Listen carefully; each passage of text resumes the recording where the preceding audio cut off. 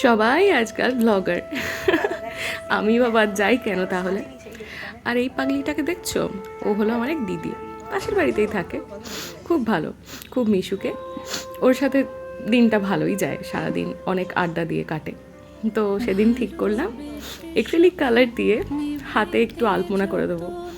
অনেক দিন ধরেই দেখছি চারিদিকে টিউটোরিয়ালগুলো, বাট টিউটোরিয়াল দেখে না হাতটা বেশ উসখুস করে যে কখন কারো হাতের ওপর করবো।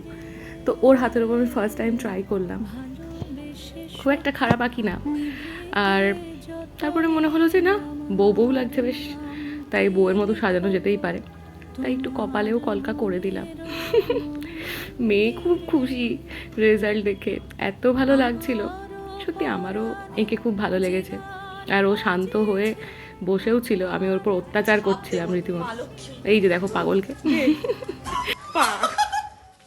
এবার দেখা সামনে থেকে পাটা নোংরা হয়ে গেল, এবার দেখা।